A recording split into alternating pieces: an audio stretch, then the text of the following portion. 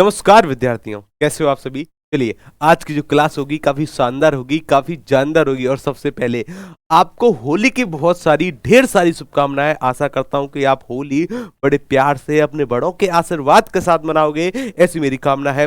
आज की जो क्लास होगी ना, होली के दिन भी हमको दिखाना है कि हमको पढ़ रहे हैं, हम सीख रहे हैं, हम प्रतिदिन कुछ ना कुछ जान रहे हैं। चलिएगा, शुरू करते हैं अपनी इस प्यारी इस क्लास को। अगर उससे पहले अब तक अगर आपने रिजल्ट गुरु का मोबाइल ऐप डाउनलोड नहीं किया है, डाउनलोड करोगे। यहां से आपको कई सारे फायदे भी होने वाले हैं। किसी भी क्लास की पीडीएफ डाउनलोड कर पाओगे। चलिए जी, पहले ही क्वेश्चन का उत्तर बताना है। पहले क्वेश्चन का सटीक उत्तर क्या होगा, कमेंट बॉक्स में बताइएगा। पहले क्वेश्चन का उत्तर क्या होगा। थोड़ा सा अच्छा क्वेश्चन है, ध्यान से बताएंगे। पहले क्वेश्चन का सटीक उत्तर निम्नलिखित में से क्या हो सकता है।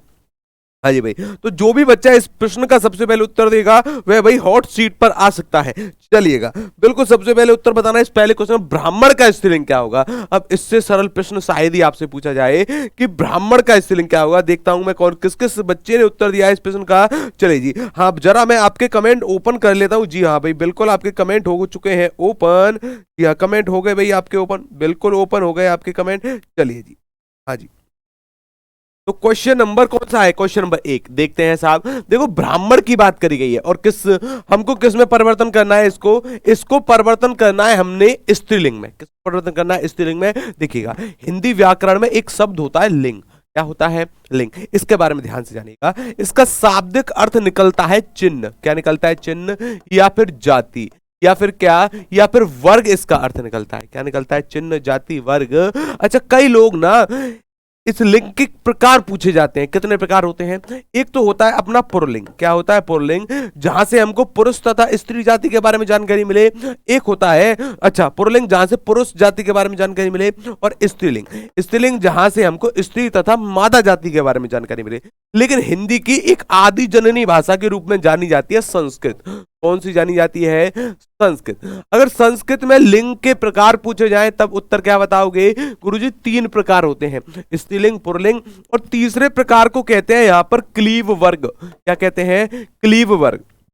अगर क्लीव वर्ग की बात करी जाए तो इसका अर्थ होता है नपुंसकलिंग। क्या होता है, नपुंसकलिंग। लेकिन हिंदी व्याकरण में नपुंसकलिंग नाम से कोई भी नहीं होता, याद रखिएगा। अगर हम इंग्लिश की बात करें, अगर मैं आपसे इंग्लिश की बात करता हूं तो इंग्लिश में भी 3 प्रकार के जेंडर होते हैं अभी चाहूंगा। और यहां पर तीसरे जेंडर को कहते हैं न्यूट्रल जेंडर। क्या कहते हैं, न्यूट्रल जेंडर। और ये भी इंग्लिश में या फिर ये भी हिंदी में नहीं होता। इंग्लिश में 3 होते हैं, हिंदी में 3 होते हैं, याद रखिएगा।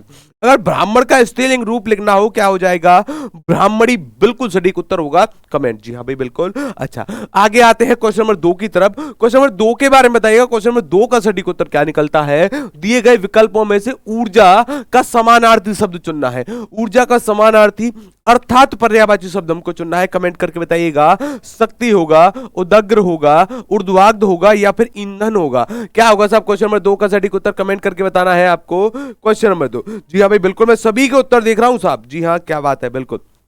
देखिएगा, पर्यायवाची अर्थात समानार्थी एक ही शब्द होते हैं। अच्छा जी, मैंने आपको कई बार बताया है कि अपने हिंदू पौराणिक कथाओं के अनुसार जितने भी देवी देवता हैं सभी के पर्यायवाची मोस्ट इंपोर्टेंट होते हैं, सभी के पर्यायवाची महत्वपूर्ण होते हैं। जैसे अक्सर पूछा जाता है पांचाली का। किसका पूछा जाता है, पांचाली का। पांचाली का पूछने का पता नहीं क्या ही कारण है, लेकिन पूछा जाता है अक्सर पांचाली। इसको कई लोग द्रौपदी कहते हैं। क्या कहते हैं इसको कई लोग कहते हैं द्रौपदी। जी हाँ,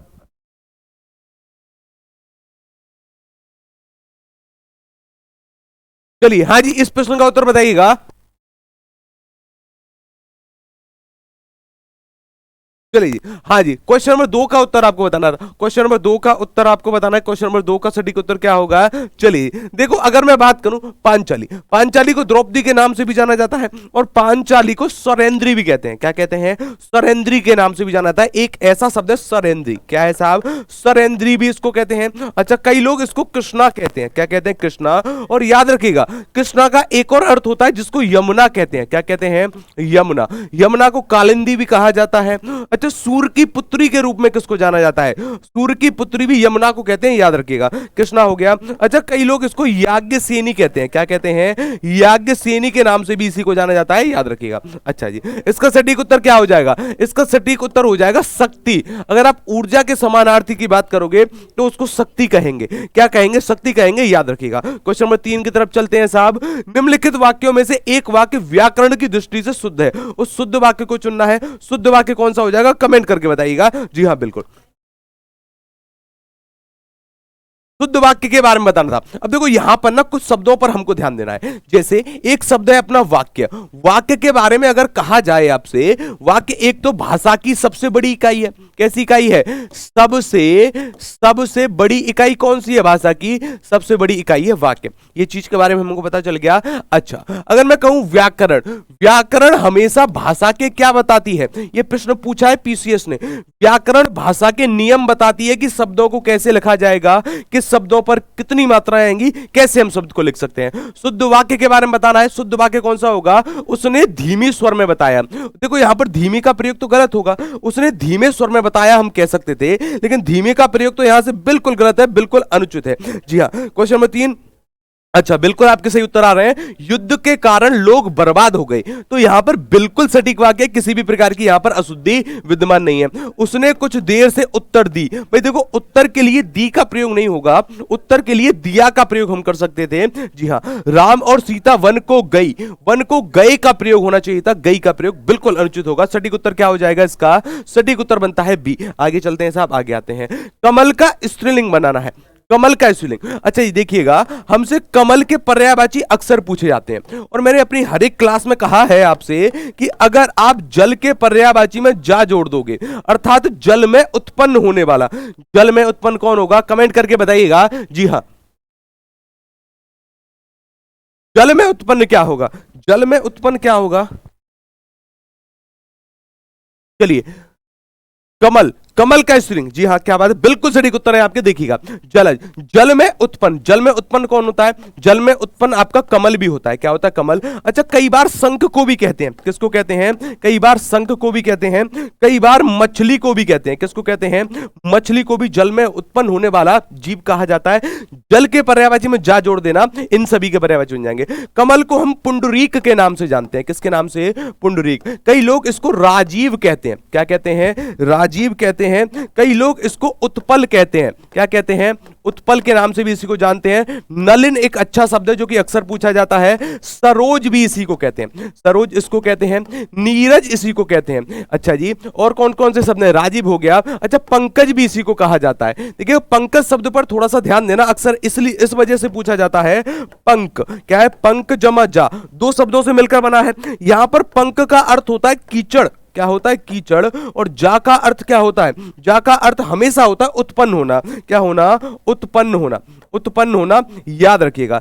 जा का अर्थ क्या होता है? उत्पन्न होना। कीचड़ में उत्पन्न कौन होगा? ये भी होगा कमल, ये भी क्या होगा? कमल, याद रखिएगा। अच्छा जी, आगे चले साहब। हाँ जी, कमल का स्त्रीलिंग बनाना था। कमल का स्त्रीलिंग क्या हो जाएगा?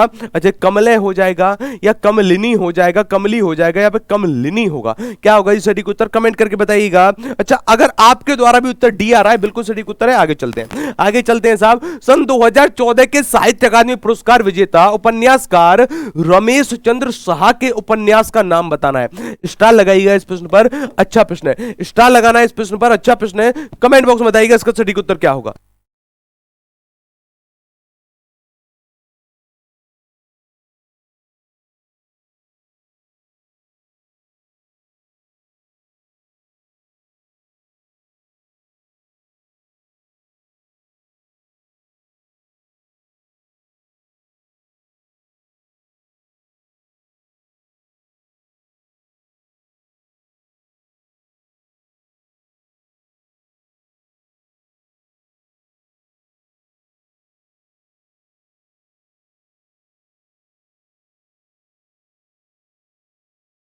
इस प्रश्न का उत्तर किस किसने दिया? कमेंट करके बताइएगा।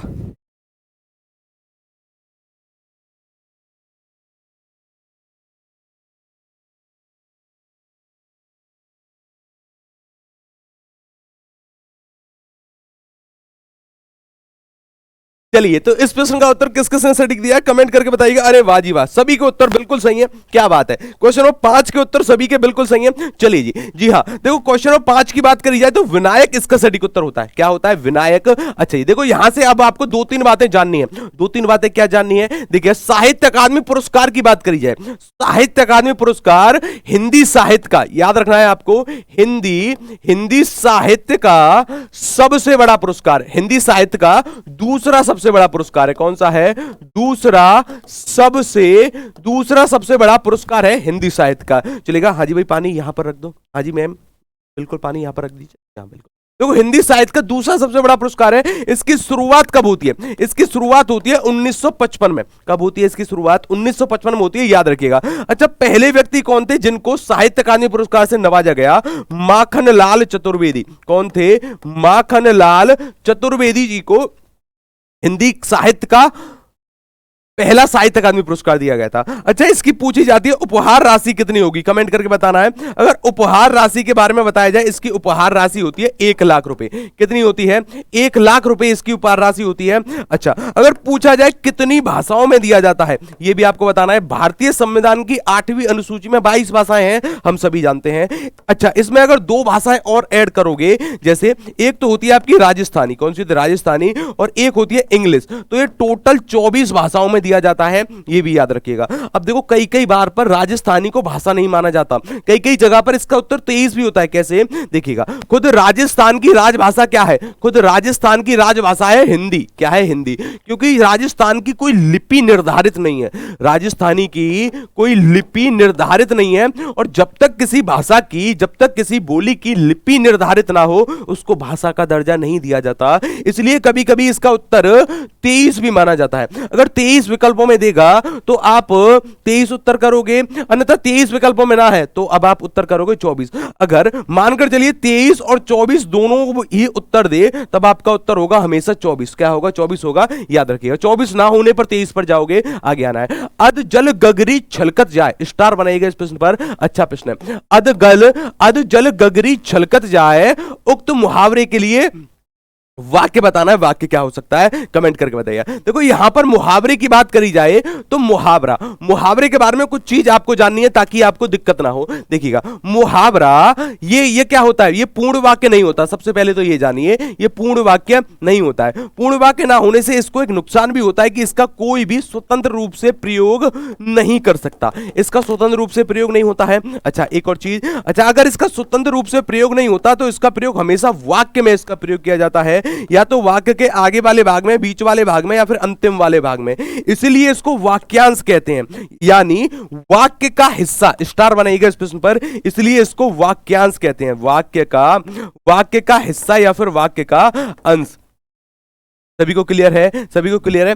अच्छा जी, देखो, मुहावरे में 2 कंडीशन बन सकती हैं। दोनों कंडीशन के बारे में आपको जानना है, आपको सीखना है। इसकी पहली जो कंडीशन बनती है, इसके साथ संज्ञा के साथ या तो कोई विशेषण जुड़ा हुआ होगा, या इसमें संज्ञा के साथ कोई क्रिया जुड़ी हुई होगी।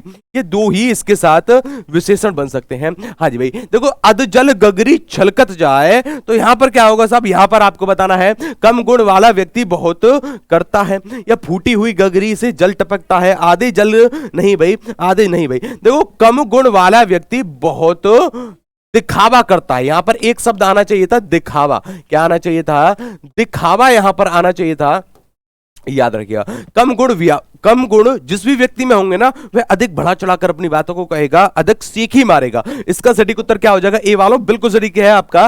भारत रत्न विभूषित कवि कौन से हैं? मोस्ट इंपोर्टेंट प्रश्न है, स्टार बनाना। देखो, अगर भारत के सबसे बड़े पुरस्कार या फिर पारितोषिक की बात करी जाए, भारत रत्न है। जब भारत रत्न किस कवि को दिया गया है, कमेंट बॉक्स में बताइएगा। क्या सुभद्रा कुमारी चौहान जी को, जिन्होंने बुंदेले हरबोलों के मुख हमने सुनी कहानी थी, खूब लड़ी मर्दानी वह तो झांसी वाली रानी थी। तो बचपन में कविता पढ़ी है ना, इन्हीं के द्वारा लिखे गए, गुलजार जी के द्वारा, प्रदीप जी के द्वारा। अब देखो, प्रदीप नाम से प्रेरित होकर एक और अलंकार है प्रतीप। क्या है भाई? प्रतीप। प्रतीप अलंकार पूछा जाता है हमेशा, ये होता है उपमा अलंकार का उल्टा रूप, या फिर किसका, उपमा अलंकार का विपरीत पूछा जाता है। उपमा अलंकार का विलोम क्या होगा, उपमा का विलोम अलंकार होता है प्रतीप अलंकार, या फिर उल्टा इसको कह सकते हो। चलिए जी, भारत रत्न, अभी तक ऐसा कोई भी कवि नहीं है जिसको भारत रत्न दिया गया है, याद रखिएगा। अच्छा, अगर मैं बात करूं भारतीय साहित्य के, अगर मैं बात करूं हिंदी साहित्य के सबसे बड़े पुरस्कार की, हिंदी साहित्य का सबसे बड़ा पुरस्कार कौन सा है, छाप कर रखिएगा, इसका नाम है ज्ञानपीठ पुरस्कार। कौन सा है, ज्ञानपीठ पुरस्कार है। इसकी स्थापना अक्सर पूछी जाती है, छाप कर रखिएगा। अगर इसकी स्थापना के बारे में आपसे जानकारी मांगी जाए तो आप बताओगे 1961 में इसकी स्थापना होती है। अगर पूछा जाए पहली बार कब दिए गए, तब आप बताओगे 1965 में इसको पहली बार दिया गया था। पहले व्यक्ति कौन थे, पहले व्यक्ति थे जी शंकर कुरूप। कौन से थे, जी शंकर कुरूप जी को पहली बार दिया गया था। इनकी भाषा कौन सी थी, इनकी भाषा थी मलयालम। क्या है, मलयालम। और मलयालम भाषा को द्रविड़ भाषा भी कहा जाता है, क्योंकि दक्षिण भारत में बोली जाती है।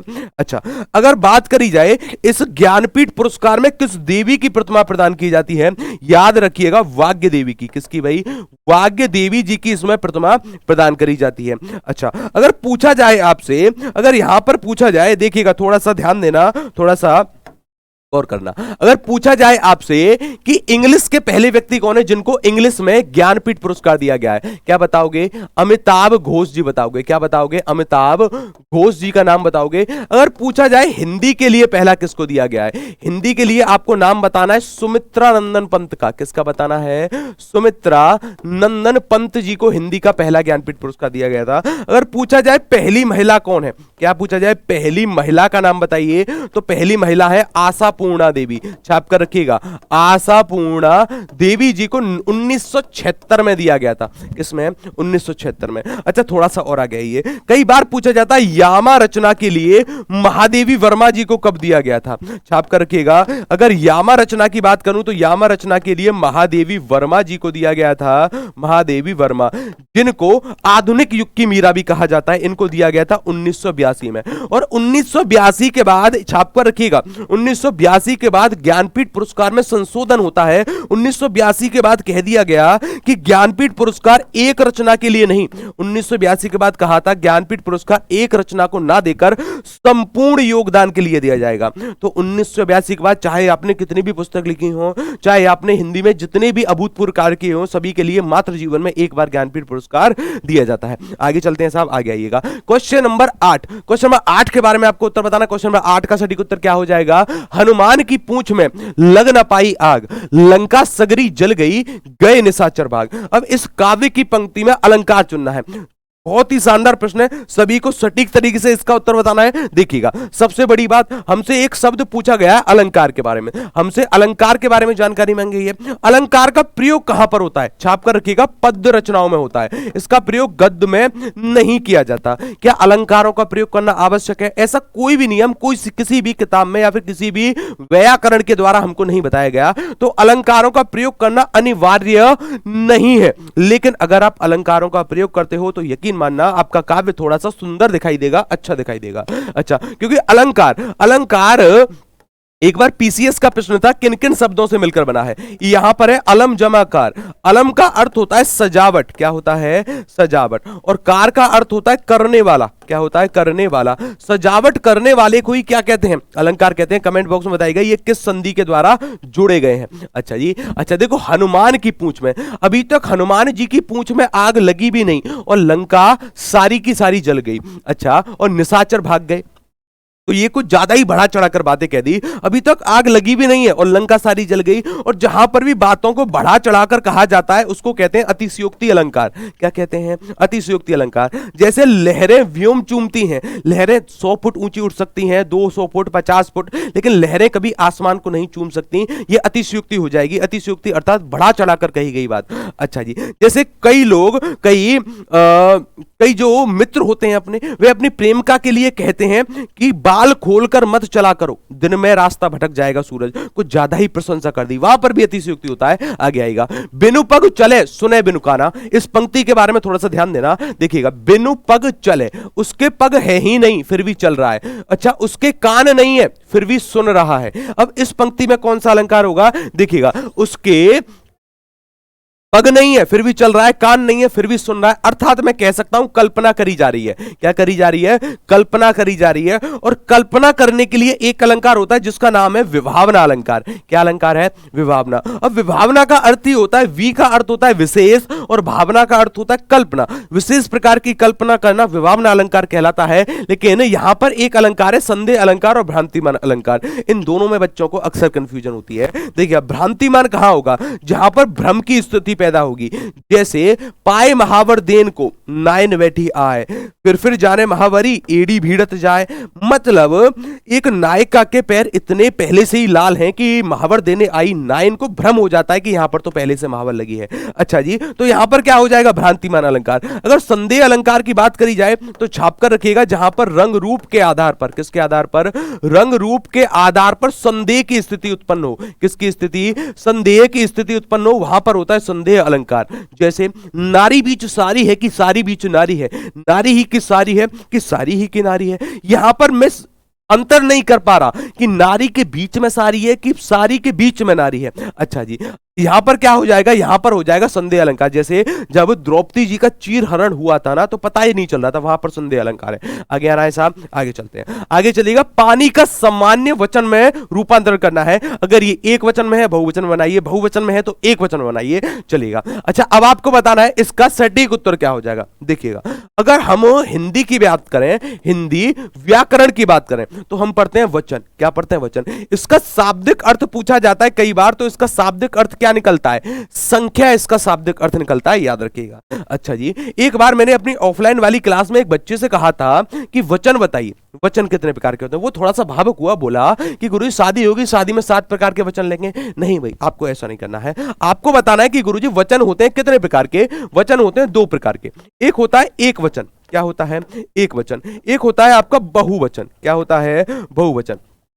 आपका रखिएगा, एक वचन जहां से एक संख्या का बोध हो और जैसे ही संख्या 1 से बढ़ती है, अर्थात 2 या 2 से अधिक संख्या के लिए हमेशा बहुवचन का प्रयोग किया जाता है, याद रखिएगा। क्योंकि हिंदी में याद रखना है आपको, हिंदी में द्विवचन नहीं होता है, द्विवचन संस्कृत में पाया जाता है, ये भी आपको याद रखना है। अच्छा जी, देखो पानी। अच्छा, कई सारे शब्द ऐसे होते हैं जिन शब्दों का प्रयोग सदैव एक वचन में किया जाता है, छाप कर रखिएगा। अच्छा, अगर आपको बात कही जाए सदैव एक वचन वाले शब्दों की, सदैव एक वचन वाले शब्दों की, तो यहां पर आपको जानना है। देखिएगा, अगर सदैव एक वचन वाले शब्दों की बात करें, सहायता। क्या है साहब? सहायता का प्रयोग एक वचन में होता है।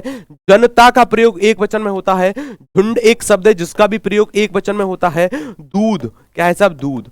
पानी, सोना, चांदी, याद रखिएगा। अच्छा, कुछ ऐसी संज्ञाएं आपकी जो द्रव्यवाचक संज्ञा के अंतर्गत आती हैं, सामान्यतः एक वचन में प्रयोग होती हैं, छाप कर रखिएगा। अच्छा, द्रव्यवाचक संज्ञा, जहां से भी संज्ञा आपकी नापी तोली जा सकती है, द्रव्यवाचक कहलाती हैं। अच्छा जी, इसको बनाइएगा तो पानी का पानी ही होगा, कुछ और नहीं होगा, ठीक है ना। आगे आइएगा, आगे चलते हैं।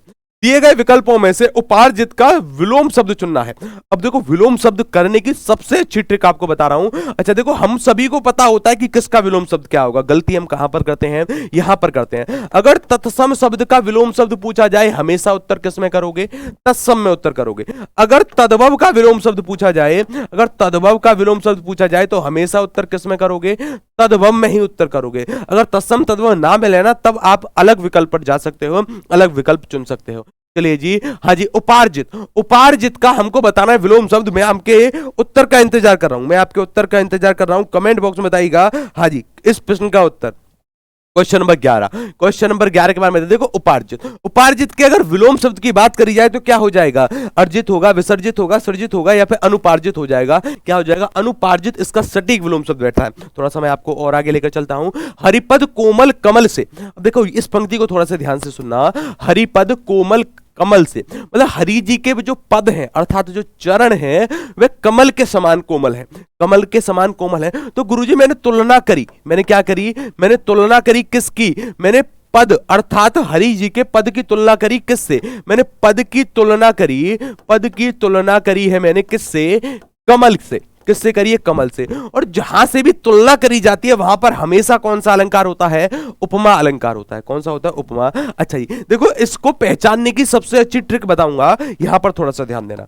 अगर उपमा अलंकार को पहचानना है आपको तो किसी भी वाक्य में सम आ जाए, सरिस आ जाए, क्या जाए, सरिस आ जाए, समास आ जाए, अच्छा समान, समान आ जाए, तुल्य आ जाए, से आ जाए, अच्छा कुछ इस प्रकार के तुलना करने वाले शब्द आ जाए तो वहां पर एक बार चेक कर लेना उपमा अलंकार हो सकता है। अच्छा उत्प्रेक्षा, किसी भी काव्य की पंक्ति में अगर संभावना व्यक्त करी जाए, क्या व्यक्त करी जाए, संभावना व्यक्त करी जाए तो वहां पर क्या होता है, वहां पर होता है उत्प्रेक्षा अलंकार। इसके पहचान करने वाले शब्द होते हैं जनु, जानो, मनु, मानो, आपको पता है। अच्छा जी रूपक, जहां पर उपमेय और उपमान में अभेद आरोप हो, कैसा आरोप हो, अभेद आरोप हो, वहां पर होता है आपका रूपक अलंकार। यमक अलंकार के बारे में, जहां पर एक शब्द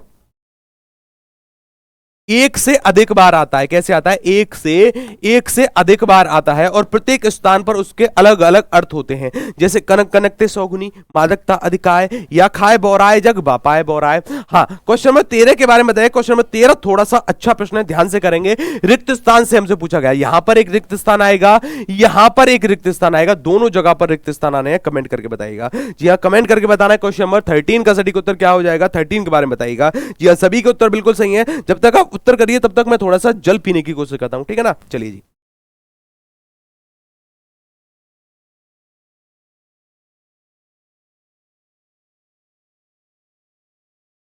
चलिए तो क्वेश्चन नंबर 13 के बारे में चुनना था। क्वेश्चन नंबर 13 का सटीक उत्तर क्या होगा साहब, क्वेश्चन नंबर 13 के बारे में बताइएगा, 13 का। हाँ जी तो कौन कौन बच्चा उत्तर कर रहा है क्वेश्चन नंबर 13 का, मैं देख रहा हूं सब, बिल्कुल आप सभी के आंसर कुछ के गलत आ रहे हैं, कुछ के सही आ रहे हैं। देखते हैं साहब, देखो सुरक्षित वातावरण बनाने का सही और सीधा तरीका यही है कि प्रसन्नता, संतोष, हाजी उत्साह, उल्लास की मन स्थिति, कैसी स्थिति, मन स्थिति बनाए रखने का पूर्ण प्रयत्न करना चाहिए। बिल्कुल सही उत्तर हो जाएगा। बी वालों लॉटरी लग गई आपकी, बिल्कुल सही है। तब तक आप इस प्रश्न का उत्तर बताइएगा।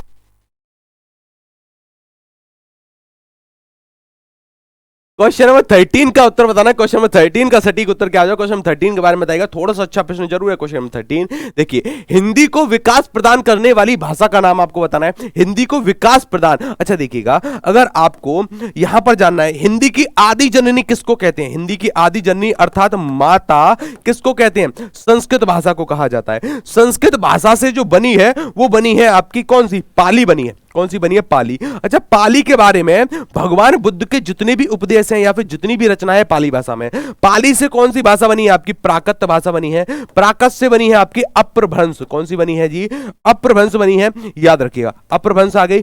अप्रभ्रंश की एक जुड़वा बहन होती है जिसको कहते हैं अवहट्ट, क्या कहते हैं, अवहट्ट के नाम से इसको जाना जाता है। इससे बनी है आपकी हिंदी, और हिंदी में भी कौन सी हिंदी, पश्चिमी हिंदी, पूर्वी हिंदी, याद रखिएगा। हाँ जी तो हिंदी का विकास प्रदान करने वाली भाषा कौन सी है, अगर आपने भी उत्तर दिया है बी, बिल्कुल सटीक दिया है। देखिएगा कई सारे बच्चे कर रहे हैं संस्कृत, संस्कृत वालों गलत हो गया। संस्कृत तो इसकी माता है अर्थात आदि जननी है, आदि जननी, लेकिन इसका विकास किससे हुआ है, इसका जो पहले वाला क्रम था वह था अप्रभ्रंश, क्या था, अप्रभ्रंश। अच्छा अप्रभ्रंश से ना याद रखिएगा एक निकली है सौरसेनी, क्या निकली है, सौरसेनी अप्रभ्रंश। एक निकली है अर्धमागधी अप्रभ्रंश, क्या निकली है, अर्धमागधी अप्रभ्रंश। अगर मैं सौरसेनी की बात करूं तो इससे बनी है आपकी पश्चिमी हिंदी, कौन सी बनी है साहब, पश्चिमी हिंदी, जिसमें 5 बोलियां आती हैं, कितनी बोलियां आती हैं, 5। और पूर्वी हिंदी किससे बनी है, यह बनी है अर्धमागधी अप्रभ्रंश से, याद रखिएगा पूर्वी हिंदी का विकास किससे हुआ है, अर्धमागधी अप्रभ्रंश से हुआ है, याद रखिएगा। पूर्वी हिंदी में 3 बोलियां बोली जाती हैं, एक बार सभी को छाप लो, मैं वादा करता हूं आपके परीक्षा में किसी ना किसी शिफ्ट में यह क्वेश्चन आपको देखने को मिलेगा। देखिएगा अगर बात करी जाए पश्चिमी हिंदी की, किसकी बात करें हम, पश्चिमी हिंदी की बात करी जाए, पश्चिमी हिंदी में कितनी भाषाएं या फिर कितनी बोलियां बोली जाती हैं, भाषा कहना उचित नहीं होगा, बोलियां, कितनी बोलियां, 5। अच्छा जी ट्रिक क्या है, ट्रिक ये है अपनी, क्या है भाई, बाबू खाता कड़वा बेर।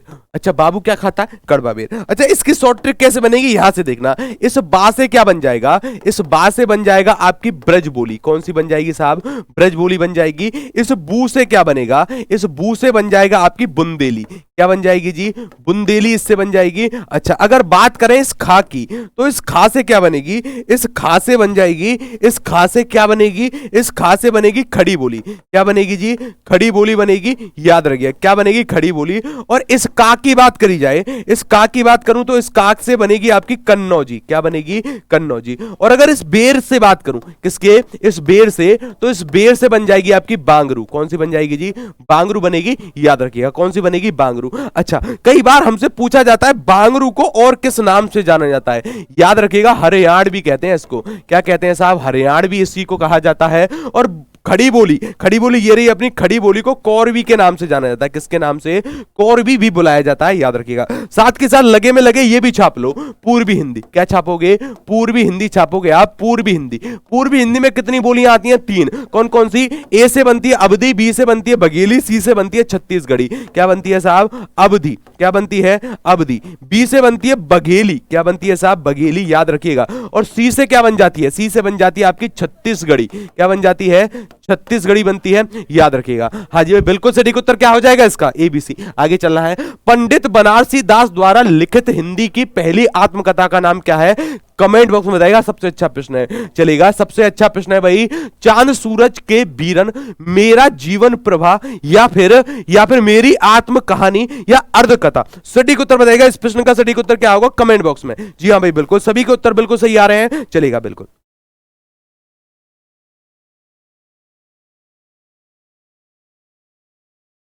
हाँ जी, क्वेश्चन नंबर 15 के बारे में बताना। क्वेश्चन नंबर 15 का सटीक उत्तर क्या होगा? कमेंट बॉक्स में बताइएगा।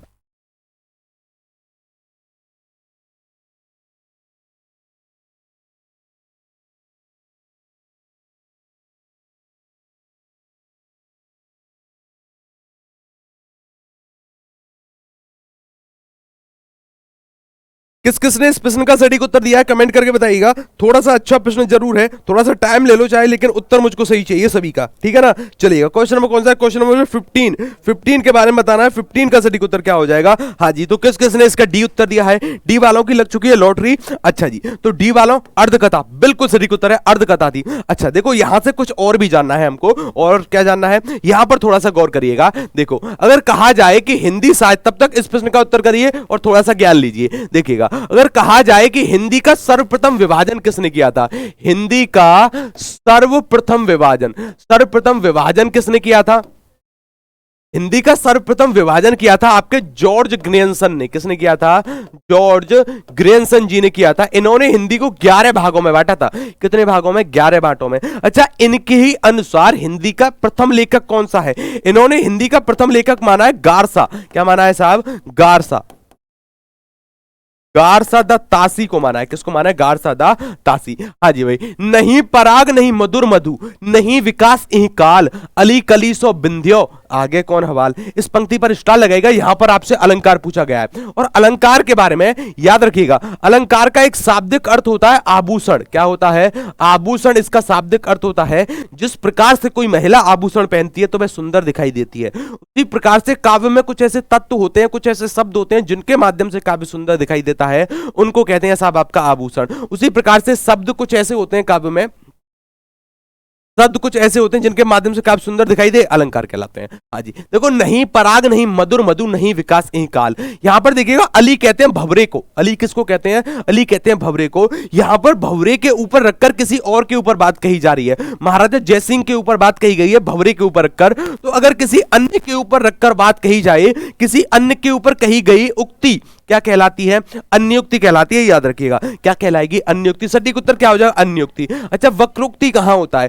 जब आप किसी और आशय से बात करो, सामने वाला उसका कोई गलत अर्थ निकाल ले, वहां पर होता है, वहां होती है आपकी वक्रोक्ति। अतिशयोक्ति, अतिशयोक्ति मतलब चीजों को बढ़ा चढ़ाकर बताना, बातों को बढ़ा चढ़ाकर वर्णन करना। विरोधाभास, अब देखिएगा यहां पर एक्चुअल में विरोध नहीं होता है, मात्र विरोध का आभास होता है। क्या होता है? विरोध का आभास जहां से हो, आभास जहां से हो, वहां पर क्या हो जाएगा? विरोधाभास अलंकार। आगे चलेगा, आगे चलते हैं साहब। चुनाव क्षेत्रों का पुनः डैश किया जाना चाहिए, कमेंट करके बताइएगा यहां पर क्या किया जाना चाहिए, यहां पर क्या आ जाएगा, यहां पर क्या आएगा, कमेंट बॉक्स में बताइएगा। रिक्त स्थान से संबंधित प्रश्न है। अगर देखो यहां पर, अगर आपके पॉलिटी की नॉलेज भी काम आएगी, अगर किसी ने पढ़ा है ना चुनाव आयोग, तो वहां पर वो इसका उत्तर कर सकता है। अच्छा चलिएगा, कमेंट बॉक्स में बताइए इसका सटीक उत्तर क्या होगा। जी हाँ, सभी के उत्तर बिल्कुल सही आ रहे हैं। क्या बात है? कुछ बच्चों के गलत भी हैं। चलेगा, बिल्कुल हाँ भाई, सभी को राधे राधे, सभी को हैप्पी होली, सभी को होली की बहुत सारी शुभकामनाएं। चलिए, इस प्रश्न के बारे में बताइएगा, इस प्रश्न का सटीक उत्तर क्या होगा। Question number 17। देखो, अगर यहां पर है परिसीमन, परिगणन, परीक्षण और परिच्छालन। देखो, चुनाव क्षेत्रों का ना परिसीमन होता है। परिसीमन अर्थात एक परिसीमन आयोग भी होता है, याद रखिएगा। परिसीमन कहते हैं चुनाव क्षेत्र के एरिया को डिसाइड करना, चुनाव किन किन क्षेत्रों में होगा, ये सब काम होते हैं परिसीमन के। तो यहां पर क्या सटीक रूप से आ जाएगा परिसीमन, क्या आ जाएगा परिसीमन, बिल्कुल सही है, आप सभी का आगे आएगा। दिए गए विकल्पों में से एषणा का समानार्थी चुनना है। एषणा का अर्थ क्या होता है या फिर इसका समानार्थी बताइएगा, इसका समानार्थी क्या होता है। एषणा क्या है साहब, एषणा। लेकिन हमको एक चीज के बारे में ध्यान दें, देखो ये तीनों के तीनों शब्द बेहतरीन है। एषणा, एषणा की बात करें तो यहां पर ए है, यहां पर षटकोण वाला सा है, यहां पर डा है, क्या है, यहां पर डा है। याद रखिएगा अगर इस ए की बात करी जाए, ये छोटे आ के साथ छोटी ई को जोड़ने से बनता है, और इस षटकोण का स्थान होता है मूर्धा के द्वारा बोला जाता है, ये भी मूर्धा के द्वारा बोला जाता है, याद रखिएगा। एषणा, एषणा इसका शाब्दिक अर्थ या फिर इसका पर्यायवाची की बात करी जाए तो इसका पर्यायवाची होता है अभिलाषा। क्या होता है, अभिलाषा का ना बिल्कुल सटीक उत्तर। आगे चलते हैं, हाँ जी भाई। हाँ अब बताइएगा इस प्रश्न का सटीक उत्तर क्या होगा। थोड़ा सा अच्छा प्रश्न जरूर है, सभी को बताना कमेंट बॉक्स में। क्वेश्चन नंबर 19, क्वेश्चन नंबर 19 के बारे में बताइएगा। क्वेश्चन नंबर 19 का सटीक उत्तर क्या होगा जी, 19 के बारे में बताया। दिल्ली की डैश एशिया में डैश स्थान रखती है। अब यहां पर इन चारों में से क्या आ जाना चाहिए। मात्र 30 सेकंड का समय इस प्रश्न के लिए आपके पास, मात्र 30 सेकंड। चलिए जी कमेंट बॉक्स में बताइएगा।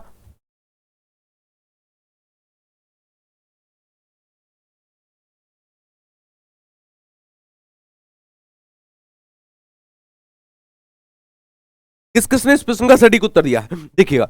दिल्ली की कुतुब मीनार, दिल्ली की कुतुब मीनार एशिया में विशेष स्थान रखती है, बिल्कुल सटीक उत्तर हो जाएगा भाई। विकल्प सी में तो कोई कुछ और नहीं करना था, विकल्प नंबर सी ही उत्तर था, कोई भी रॉकेट साइंस नहीं थी। थोड़ा सा आगे आते हैं, आगे चलते हैं साहब। देखो ये प्रश्न थोड़ा सा अच्छा है, ये प्रश्न थोड़ा सा अच्छा है। अच्छा जी सभी को बताना, इसको अरेंज करना है, इसको क्या करना है, इसको करना है अरेंज। सटीक तरीके से बताइए। क्वेश्चन नंबर 20 का उत्तर आपको करना है कितने, देखो यहां पर आप कर सकते हो क्या, यहां पर कर सकते हो इस पर ए, यहां पर कर सकते हो बी, इस पर कर सकते हो सी, इस पर कर सकते हो डी। चलिएगा अब उत्तर बताना, इसका सटीक उत्तर क्या होगा। क्वेश्चन नंबर 20, क्वेश्चन 20 के बारे में बताना है, 20 सेकंड में उत्तर। चलिए जी आपका समय शुरू होता है अब।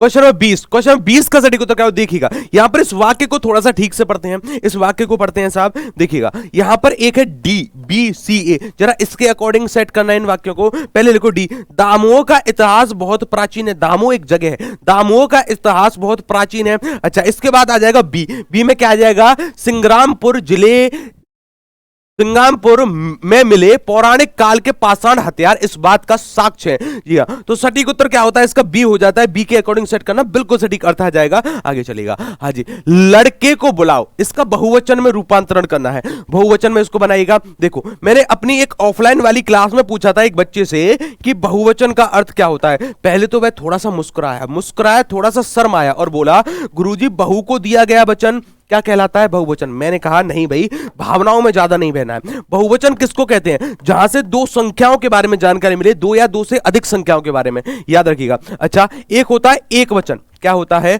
एक वचन, याद रखिएगा। एक वचन में सदैव शब्द कौन कौन से प्रयोग होते हैं, एक शब्द है आपका जनता, जनता सदैव एक वचन में प्रयोग होने वाला शब्द है। अच्छा सहायता, सहायता भी सदैव एक वचन में प्रयोग होता है।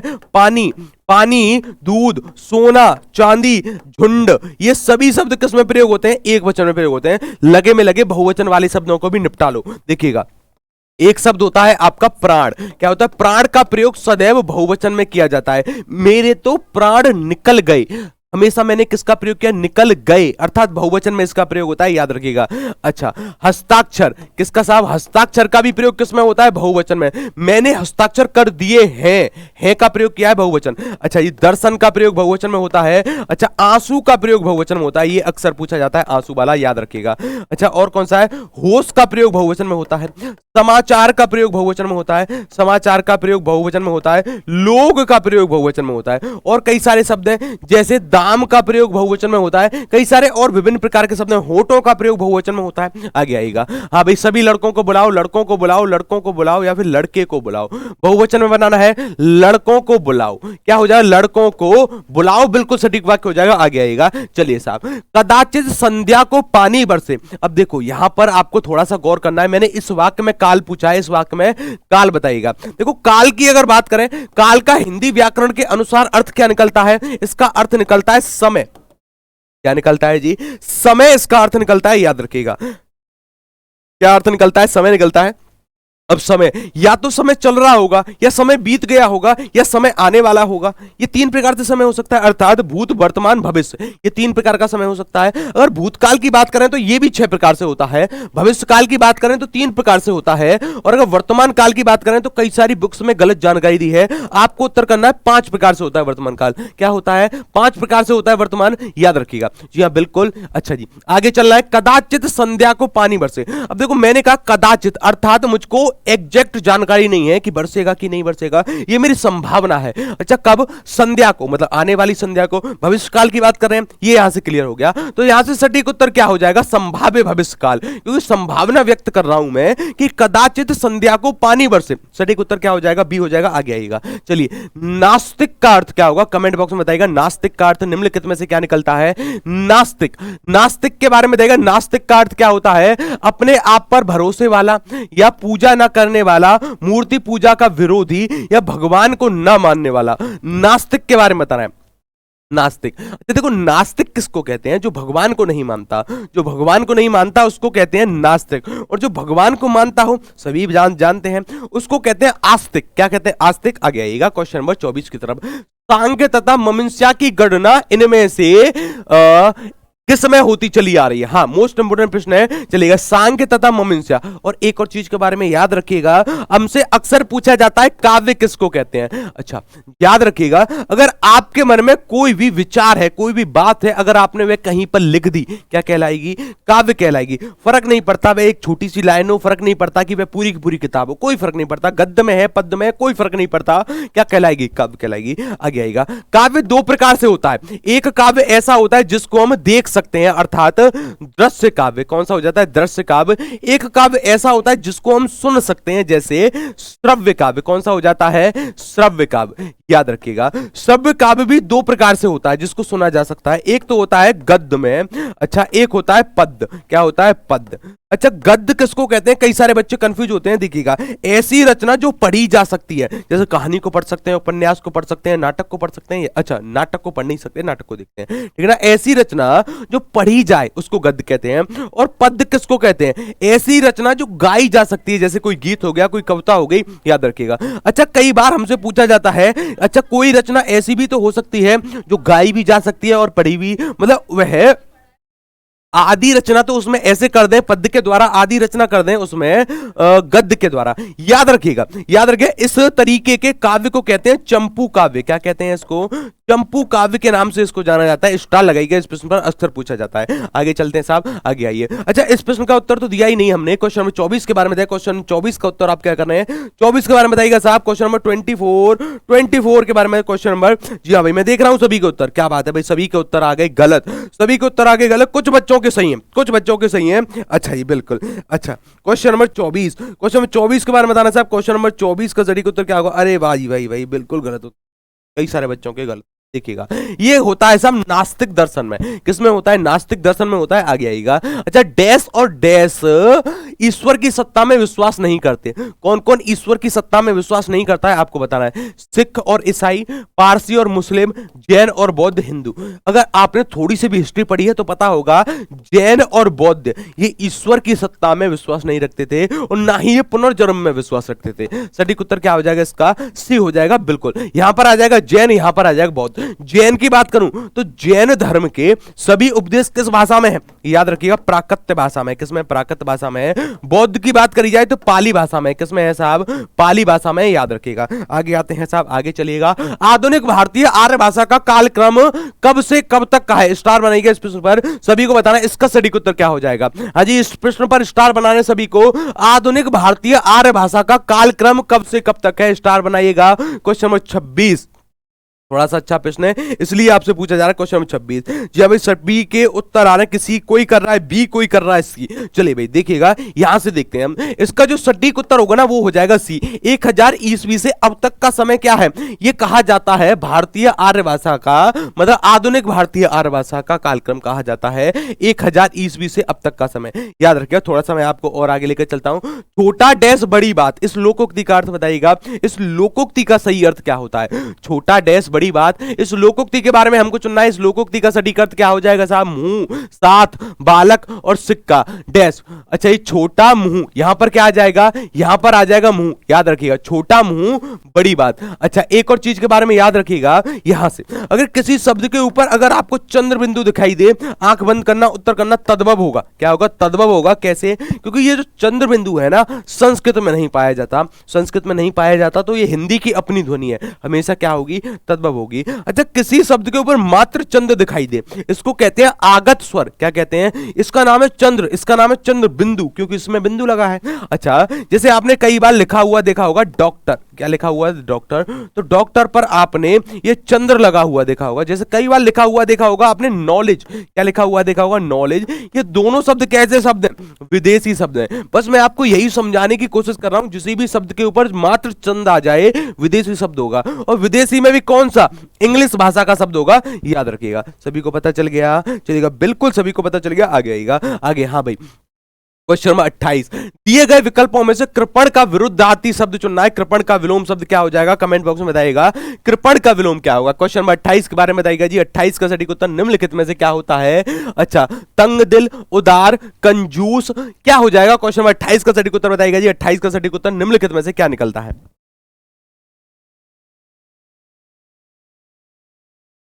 अच्छा, क्वेश्चन नंबर 28। अच्छा, कृपण, कृपण का विलोम शब्द, कृपण का विलोम शब्द क्या हो जाएगा, कृपण। देखिए, कृपण किसको कहते हैं, कृपण कहते हैं कंजूस को। किसको कहते हैं, कंजूस को। तो इसका सटीक विलोम शब्द क्या होगा। अरे अब तो बता दो, इससे सरल प्रश्न और कुछ नहीं हो सकता। अब तो आपको बताना है। अब इसका सटीक उत्तर क्या है। क्वेश्चन नंबर कौन सा है, क्वेश्चन नंबर है आपका, हाँ जी भाई, क्वेश्चन नंबर कौन सा है, 28। देखिएगा, कृपण कहते हैं कंजूस को, तो इसका विलोम शब्द क्या हो जाएगा, उदार कहेंगे इसको। क्या कहेंगे, उदार कहेंगे। बिल्कुल सटीक उत्तर सभी का ऑलमोस्ट बिल्कुल सही है। थोड़ा सा और आगे आइए जी, थोड़ा सा और आगे आते हैं। निम्न वाक्य के किस भाग में त्रुटि है, अब आपको बताना है। इसके लिए कथा एक प्रमाणिक प्रचलित है। चलिएगा, अब देखो यहां पर वाक्य हमको दिया ही नहीं है। अगर चलो इसके लिए ना एक पूरा वाक्य देना चाहिए था, टाइपिस्ट उसको खा गया, कोई बात नहीं, आगे आइएगा। चलिए, क्वेश्चन नंबर 30 की तरफ देखना है। निम्न वाक्यों में से एक वाक्य व्याकरण की दृष्टि से शुद्ध है, उस शुद्ध वाक्य को चुनकर लाइएगा। कौन सा शुद्ध हो जाएगा, वह स्वयं आएगा। वाक्य और वाक्य के भेदों पर प्रकाश डालिए, वाक्य और उसके भेदों पर प्रकाश डालिए। यहां पर वाक्य का दोबारा प्रयोग करना अनुचित होगा। याद रखिएगा, दूध में कौन पड़ गया है, नहीं भाई, दूध में देखो यहां पर कौन भी गलत है, पढ़ भी। दूध में कोई पड़ नहीं जाता है, गिर जाता है। याद रखिएगा, वह। अब देखो यहां पर ये भी गलत है, वह सुंदर शोभा धारण कर नहीं। सटीक उत्तर क्या हो जाएगा, वह स्वयं आएगा। बिल्कुल सटीक उत्तर है। आगे चलिएगा, क्वेश्चन नंबर 31 की तरफ। 31 है आपका होमवर्क का प्रश्न। किसका प्रश्न है, होमवर्क का प्रश्न है। याद रखिएगा, 31 कर आना है आपको घर से। कहां से, घर से करके आना है। ये प्रश्न थोड़ा सा अच्छा है, घर से करके आइएगा। अच्छा देखिएगा, सभी को प्यार मोहब्बत से होली मनानी है। कैसे होली मनानी है, प्यार मोहब्बत से होली मनानी है, क्योंकि होली एक पावन त्योहार है। इसको ना हमने बिगाड़ दिया है। बिगाड़ मतलब काफी लड़ाई झगड़े भी होते हैं, उससे आपको बचना है। अपने माता पिता का आशीर्वाद लेना है और एक प्रतिज्ञा करनी है। अगले साल होली की पार्टी पूरे मोहल्ले वालों को मैं दूंगा, अपनी सरकारी जॉब लगने की खुशखबरी में। ये अपने अंदर एक प्रतिज्ञा करनी है कि इस साल तो चाहे हम होली कैसे भी मना लेंगे साहब, लेकिन अगली साल की पार्टी हमारी तरफ से पूरे मोहल्ले को पार्टी होगी। हम डीजे लगवाएंगे, पड़ोसियों को नचाएंगे, खुद हम भी नाचेंगे। लेकिन कब, अगली साल। इस साल सिलेक्शन वाला साल है। याद रखिएगा, 2024 में चुनाव है, 2023 में सिलेक्शन ले लेना, क्योंकि 2024 में चुनाव है, कुछ तो जवाब देना है सरकार को। चलेगा, बिल्कुल। अच्छा, आशा करता हूं ये क्लास अच्छी लगी है तो वीडियो को लाइक करना, चैनल को सब्सक्राइब। तब तक के लिए धन्यवाद, नमस्कार, राधे राधे, जय श्री कृष्णा। और प्रेम पूर्वक होली मनाइएगा अपने माता पिता का आशीर्वाद लेकर, और कोई भी हुड़दंग नहीं करेगा, ठीक है ना। चलिएगा, नमस्कार, राधे राधे, जय श्री कृष्ण।